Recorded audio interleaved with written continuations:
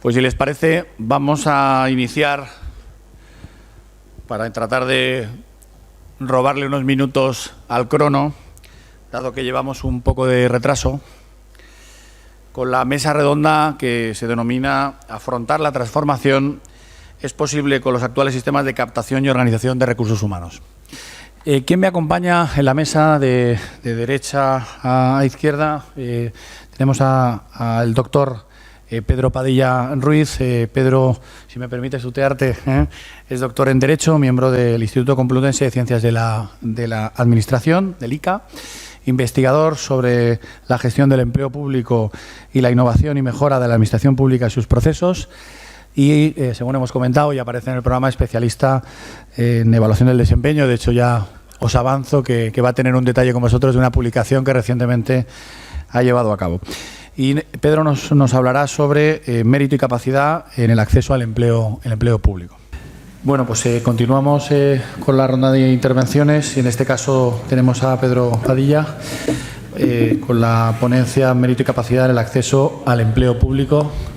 Cuestión que nos preocupa mucho a todos, sin duda. Hola, buenos días. Primeramente agradecer a CRUE y a la Universidad de La Laguna que me hayan invitado a este evento, y también agradecer que hayan organizado esta mesa después del desayuno, porque siempre viene bien cuando tratamos de gestión de personas y de procesos selectivos. Nos movemos en aguas procelosas y es mejor venir con el estómago lleno y el cerebro con glucosa. Como les indicamos, voy a hablarles de mérito y capacidad. Y como les comentaba también, nos estamos refiriendo y estamos tratando con un tema complejo, un tema que teóricamente pues es bonito desde el punto de vista de dirigir a personas hacia objetivos comunes, pero desde un punto de vista práctico es descorazonador también tener que dirigir a personas hacia objetivos comunes con los problemas que lleva. Es a lo que me refiero. El mérito y capacidad yo diría que la puerta de entrada a una gestión de personas de calidad. Es dos principios jurídicos, pero van más allá. Son dos elementos esenciales para que podamos gestionar personas de calidad.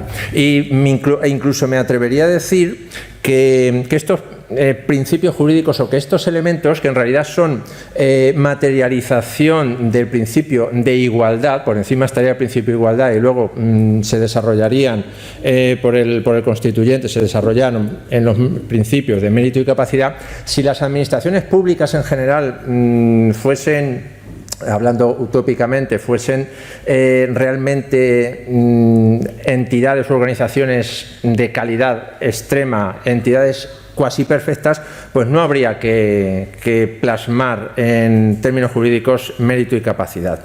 El primer elemento que nos plantea estos dos principios, o este principio, porque tampoco está muy claro, es precisamente a qué nos estamos refiriendo con mérito y capacidad, porque los constituyentes lo plasmaron, como no podía ser de otra manera, la Constitución, y como les digo, como plasmación a su vez y como materialización del principio de igualdad. Pero ¿de qué estamos hablando? Todos tenemos un poco en mente de lo que se trata, qué es lo que significan, qué es lo que nos impone a las universidades y a las organizaciones públicas. Pero ¿qué son realmente mérito y capacidad? Bueno, pues ahí nos tendríamos que ir no solo a la doctrina, sino también pues a la jurisprudencia.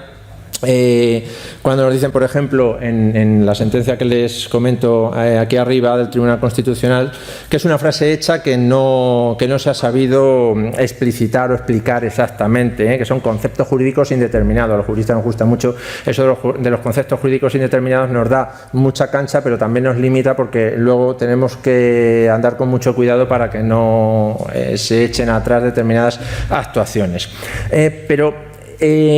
¿En qué se resume en realidad buscar o captar a personas, captar candidatos, captar a empleados públicos?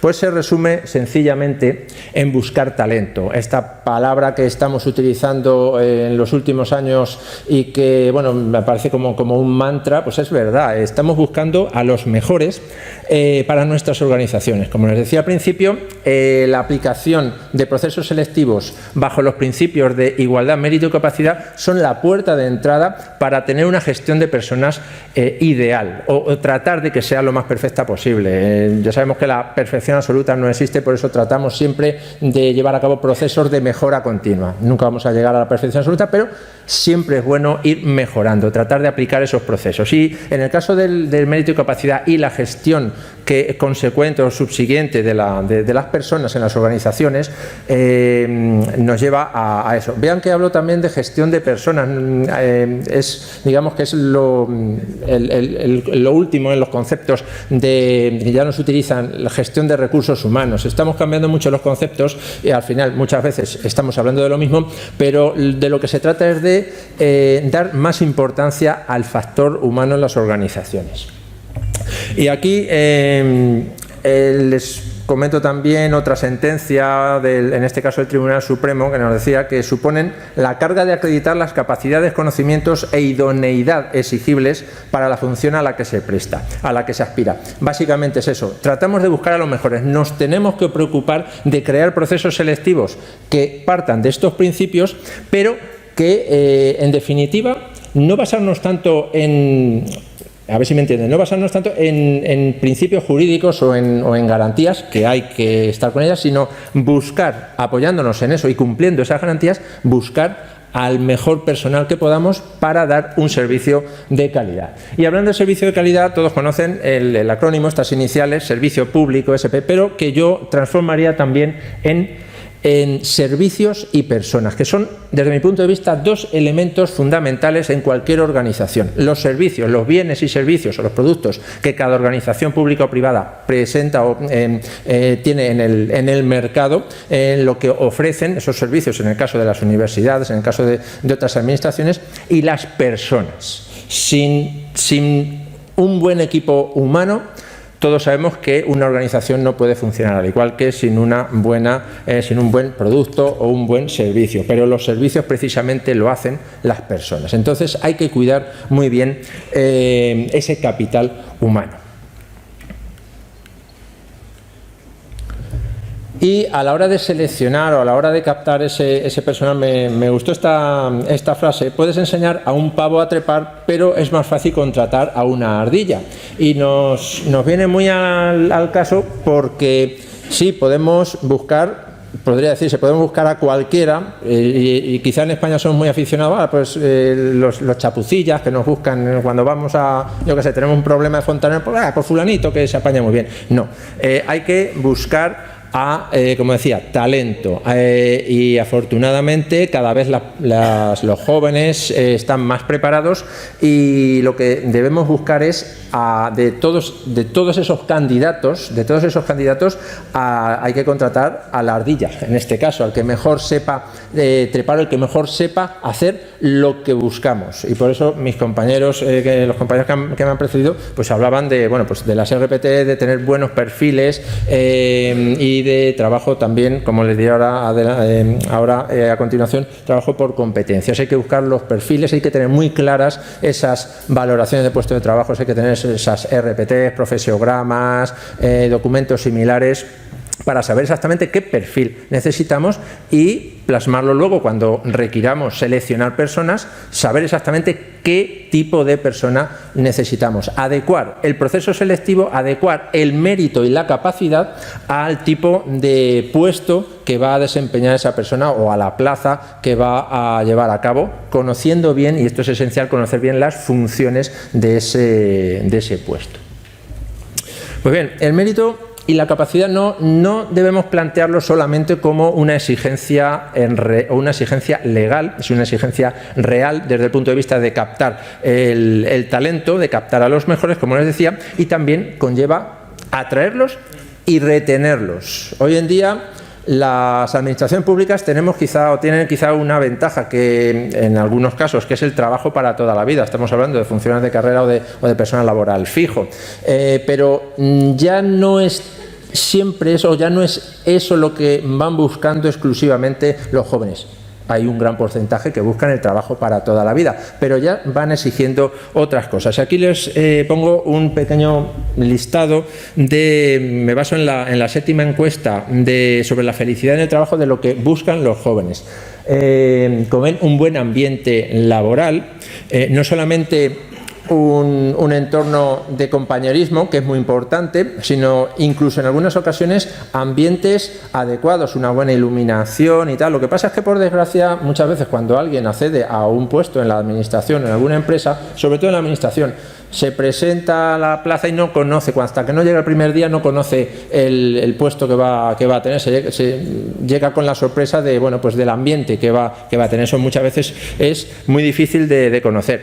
Por fortuna hay empresas privadas y, de hecho, la administración debe aprender de la empresa privada, adaptar lo que funciona bien en la empresa privada, tener en cuenta las limitaciones legales que tenemos por garantía de derechos y tal, pero aprender de los que lo están haciendo mejor que nosotros, sean otras administraciones o sea la empresa privada. Luego también lo que valoran también es la flexibilidad horaria. Eso de la jornada larga o la jornada continuada, pues no se está valorando tanto, ya depende de cada uno. Pero darle flexibilidad pues es también importante, y eso está relacionado con el siguiente punto, ¿no? con el que viene a continuación, con la autonomía, con el empoderamiento y con permitirles trabajar por objetivos. Permitirles trabajar por objetivos, y de ahí también la importancia de la dirección por objetivos, y de buscar a personas que sepan trabajar por objetivos, sepan trabajar en equipo, captar a personas que lideren equipos, es también muy importante.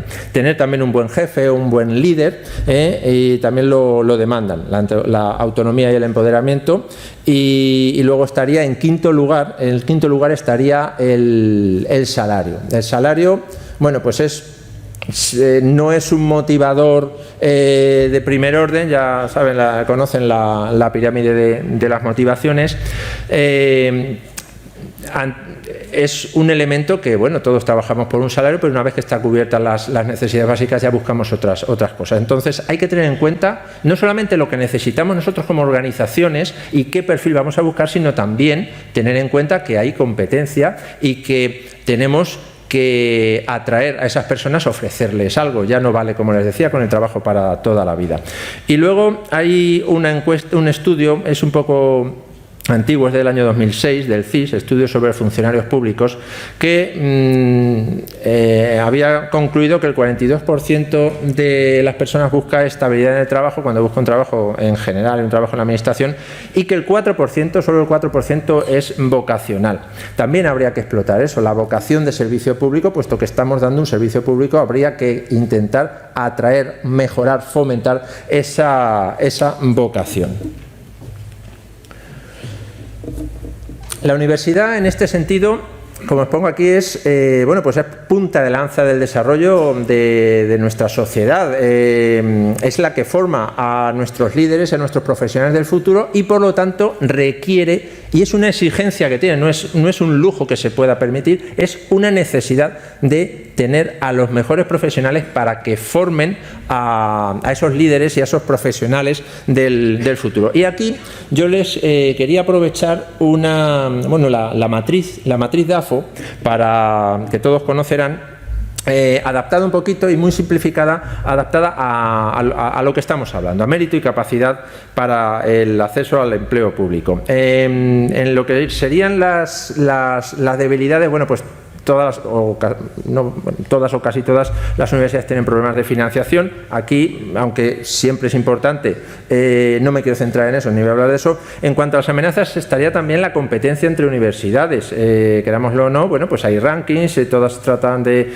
estar en los mejores puestos posibles, y hay una cierta competencia entre ellas, y tenemos que aprovechar los recursos que tenemos para intentar ser mejores que los demás, ofrecer eso que otros no ofrezcan. Es un aliciente, es un acicate para poder mejorar en conseguir a los mejores. Luego también, en cuanto a las fortalezas, estaría el talento. Las universidades quizás son las entidades o las organizaciones que cuentan con profesionales de prácticamente todos los ámbitos, a través de sus escuelas, de sus facultades, etcétera, y en la medida posible, sé que es muy difícil, pero en la medida posible, pues podrían aprovechar, liderar la utilización de ese potencial que tienen para establecer y para crear procesos de mejora, de mejora también, de selección. En la selección y para aplicar los principios de mérito y capacidad se requieren profesionales en psicología, se requieren también informáticos y otros profesionales, ¿no? Entonces tienen ahí una cantera. Sé que es muy complicado decirle a un profesor o a un profesional: oye, ¿quieres colaborar en este proyecto para formar parte de una comisión de selección?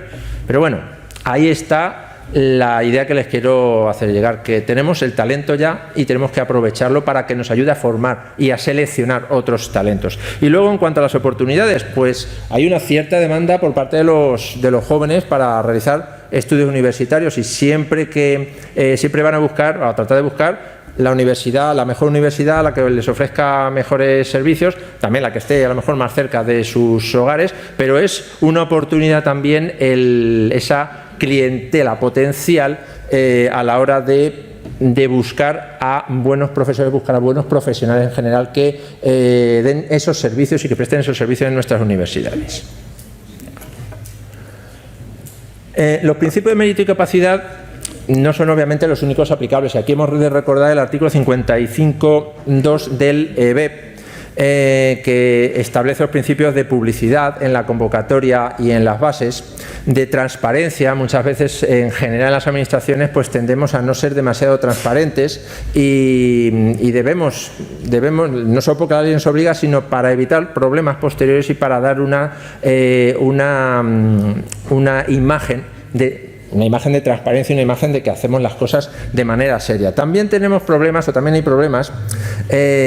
se tienen en cuenta, los principios de imparcialidad y profesionalidad de los miembros de los órganos de selección, lo que es el principio de especialización. Hay muchos problemas en las administraciones a la hora de seleccionar personas para los tribunales. Por ejemplo, la administración local, pues, y sobre todo en las más pequeñas, el problema es que muchas veces nombran miembro de un tribunal a alguien que no tiene ni idea de, pues, yo qué sé, por ejemplo, a mí me nombró una vez miembro de un tribunal para unas plazas de jardinero y yo pues no soy muy manitas en jardinería. El problema está en que muchas veces cogen a cualquiera, necesitan un determinado nivel, estoy hablando de jardinero o estoy hablando a lo mejor de otro tipo de plazas, de técnico, lo que sea, necesitan alguien de determinado grupo profesional, pues tiran del primero que hay sin pensar o sin saber muchas veces qué conocimientos puede tener. Eso es muy importante porque son los que van a valorar ese mérito y esa capacidad. Si esas personas no saben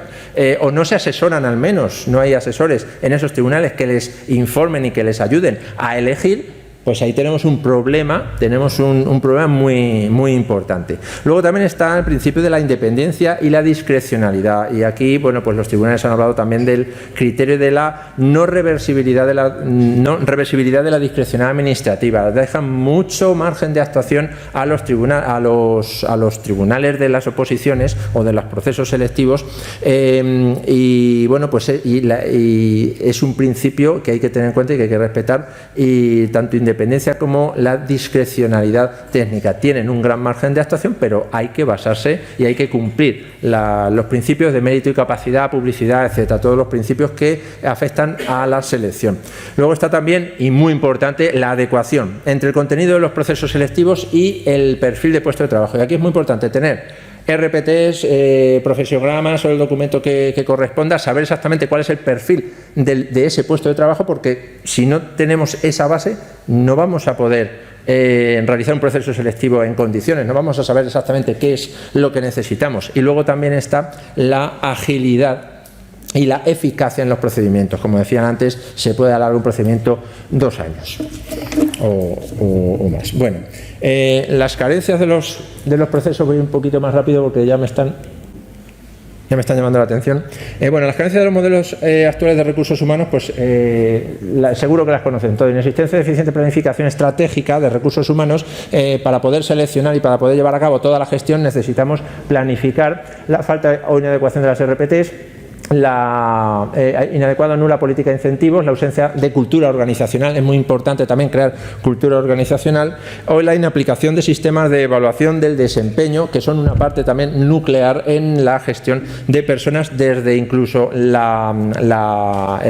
acceso hasta cualquier otra función o prácticamente cualquier otra función de recursos humanos.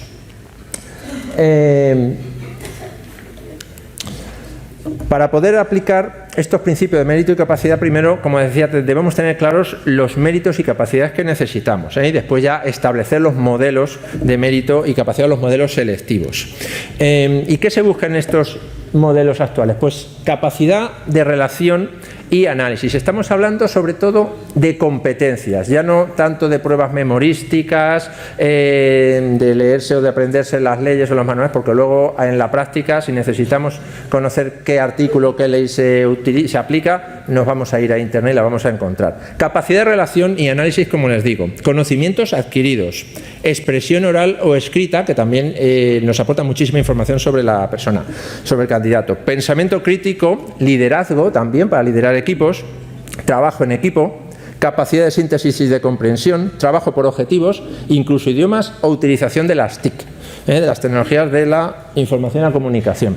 Y hablando de competencias, pues básicamente un esquema muy sencillito nos habla de conocimientos, que es lo que o casi exclusivamente se está aplicando ahora, pero también nos habla de habilidades, del saber hacer y de las actitudes de la persona. Es un nuevo paradigma y tenemos que aprender a trabajar por competencias. Luego también, como les mencionaba antes, debe haber conexión entre los tipos de prueba y las tareas. Nos debemos centrar en adecuar las pruebas a las tareas. Y si estamos innovando en otros aspectos en la administración, hablamos de administración electrónica, de utilizar Big Data, todo esto, ¿por qué no innovamos también en la selección de personas, en la aplicación o en la búsqueda de talento a través del mérito y la capacidad? Y deberíamos también aprender a modernizar los sistemas selectivos. La oposición, que es el sistema más común, no ya tanto quizá en la universidad, sino en otras administraciones, pues es muy objetiva, pero se ha centrado demasiado en pruebas memorísticas. Los test, por ejemplo, son quizá los más objetivos, rápidos, propios de prueba de conocimientos, y esto lo dicen los expertos, los psicólogos de las organizaciones de trabajo. Son muy buenas los test para pruebas psicotécnicas y de personalidad. Los ejercicios escritos y orales permiten conocer la capacidad de expresión y de razonamiento, que no vale con que alguien entre a la administración con muchos conocimientos y luego no tenga otras habilidades y sea, por decirlo así, un ceporro a la hora de tratar con sus compañeros, con el público o de llevar a cabo su actividad. Las simulaciones, que también son muy útiles, la gamificación, de la que se habla tanto actualmente, y luego también pues cursos de formación, como se hace en otros policías o en jueces, en otros ámbitos. Las entrevistas, que están tan demonizadas muchas veces, pero que se utilizan no solo en administraciones, sino desde hace muchísimo tiempo en la empresa privada, y de la que se extrae muchísima información, porque de lo que tratan las entrevistas es sobre todo de saber qué harían los candidatos en situaciones reales, no hipotetizar o no establecer hipótesis sobre lo que podrían hacer en una situación hipotética, para la redundancia, sino de situaciones reales. En cuanto al concurso, los méritos son muy importantes, obviamente. Ya vamos fuera de tiempo. En los concursos, que se utilizan muchísimo en la universidad, pues les leo un poquito. La evaluación y su propia evaluación deben ser acordes con las características del puesto, se dan quizá más a la discrecionalidad, y los méritos no debería valorarse tanto la antigüedad. Y también creo que es muy importante en las pruebas ponderar las competencias en función de las necesidades. En general, en un proceso selectivo tratamos de valorar todo por igual, hacemos las pruebas de las diferentes habilidades y se valoran por la suma de los puntos, pero también tendríamos que valorar o ponderar en función de las habilidades que estemos buscando.